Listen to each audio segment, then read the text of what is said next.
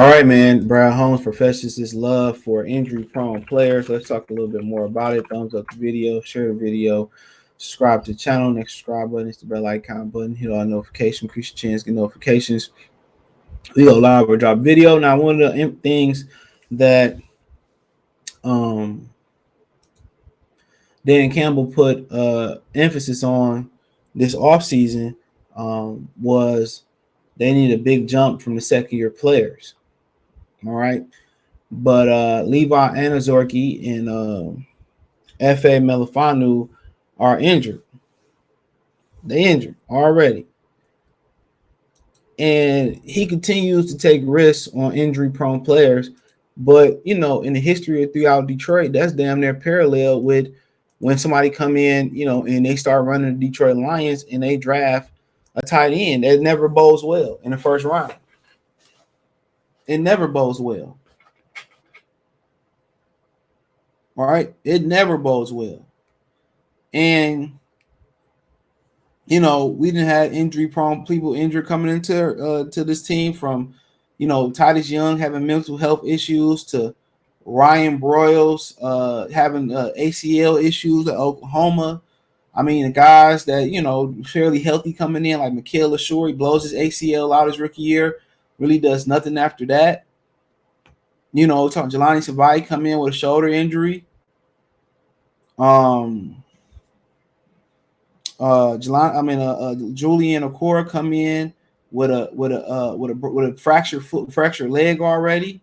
You can go on and on and on, and these are just the guys that I can think of off the top of my brain. And 9 times out of 10, these things never go well. And then you got guys who were fairly healthy, never suffered injury in their career, and they come to Detroit and they injured.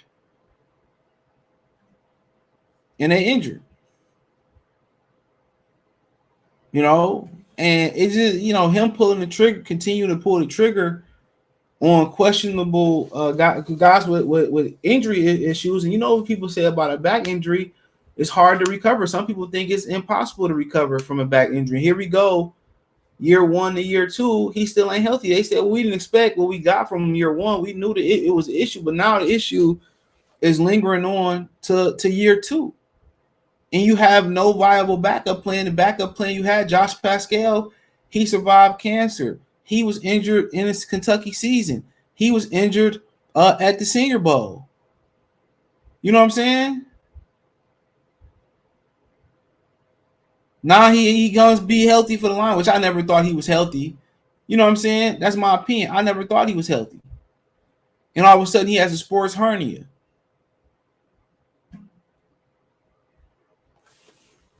He went in the wrong risk. Honestly, I'd rather risk character over injury because you can rebuild character. You know, you can rebuild character. You know, but continue. He said, we're not kicking ourselves, said Holmes Thursday and Tuesday annual in the training camp conference. We're not saying, oh, we overlooked this or that. It was just a thing that we were prepared for. All right. You know, and that just don't make no sense when you're talking about injuries. If you prepared for Anazorki being injured and Pascal for being injured, then why did you run out there and go get Isaiah Buggs at the last minute? Why did you run out there and get that other guy who Benito Jones, who barely played a snap in the National Football League? Come on. That makes no sense.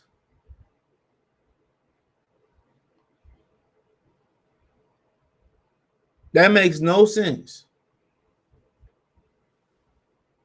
None whatsoever.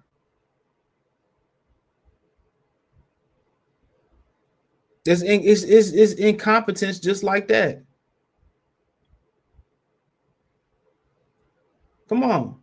Anazorki played 16 of a possible 17 games last season, battled a back injury in training camp. With limited production early this year, he finished with 30 that year last year with 35 tackles and 1 sack. Expected to play a rotational role for the Lions defensive line this fall. Anazorki has not practiced since August 1st because of the same back issues that could missed this week's opener versus the Philadelphia Eagles. Pascal will miss at least the first 4 games of the season after undergoing a spring surgery to repair a sports hernia that was lingering from college. Come on. In the absence, the Lions return to new depth pieces. The defensive line, John Kaminsky, Dimitri Taylor, Isaiah Buggs, made the team as backups, and the Lions claimed Benito Jones off waivers to Miami.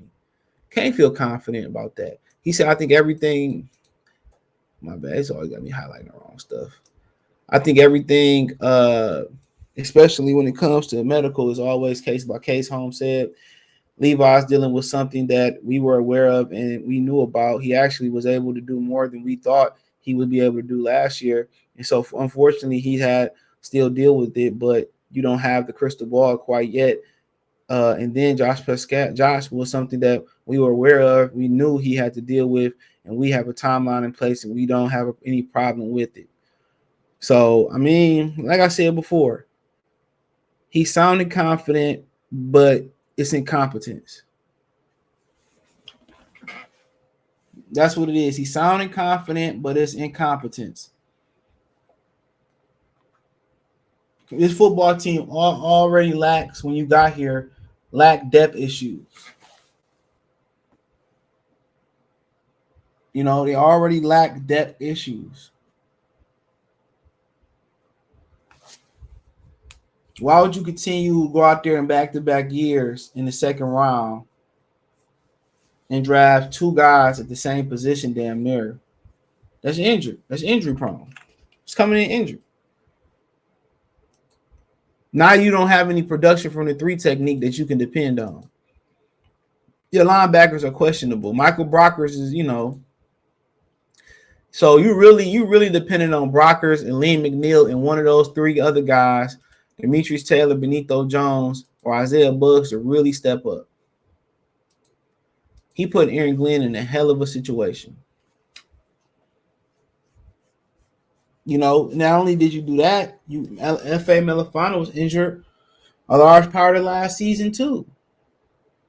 Right? Then he already injured going into this season again. Not to mention you got DJ Shark coming off a major lower body injury. Not to mention you got Jeff Okudah coming off an injury. Romeo Okwara coming off an injury. And obviously the right answer was to let Romeo and Kenny Galladay walk. If we being honest, that was the right decision to let both of them walk. Galladay over here looking like a bum. He got his money.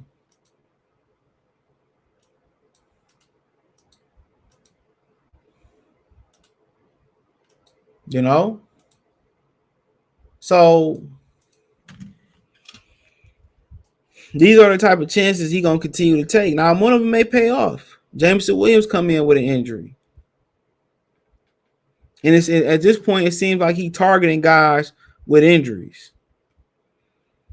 But at the end of the day, it may pay off. Then you guys might get healthy and might be big time.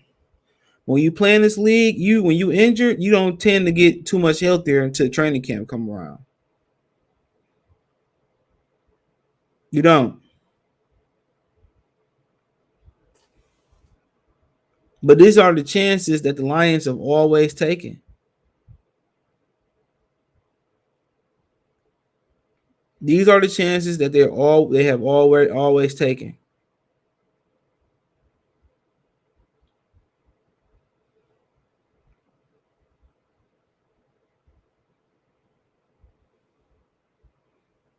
And they rarely pan out.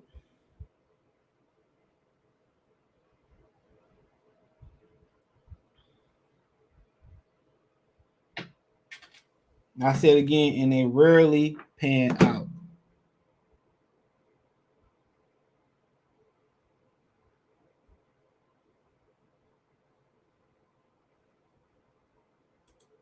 But I mean, we'll see. And that position, that 3 technique is very, very important for what they do, what they need to do. They need the pressure from the inside, and that's where they was lacking last year. They need that inside pressure, straight in the quarterback face.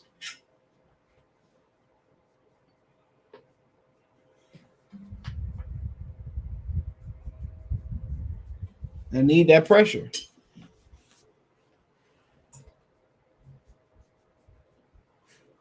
They need that pressure, man. But it seemed like he loved and he want to target injured players. But kudos to him being honest, saying that we already knew this. We already expected this.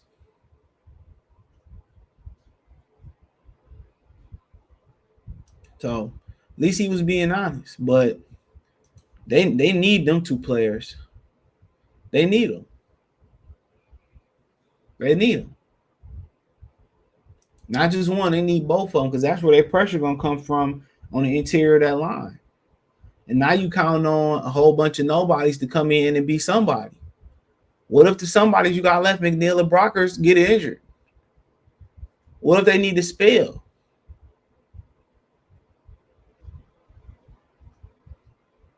You gotta ask yourself that question. The depth just ain't there. Back to back years, you took somebody at them positions in the same round that's injured. So let me know what you girls and guys think, man. Thumbs up the video, share the video, subscribe to the channel. Next subscribe button is the bell icon button. Hit all notifications, increase your chance, get notifications. We go live or drop a video. Finance, you want to support the channel, Cash App, $ CJ Good 313, Venmo CJ Good 313, PayPal link in the description. Other than that, man, all my information is in that link tree. Check out Detroit Lions Top Playlist. More videos like this. Let me know what you girls and guys think in the comment section. One time for the one time. Peace.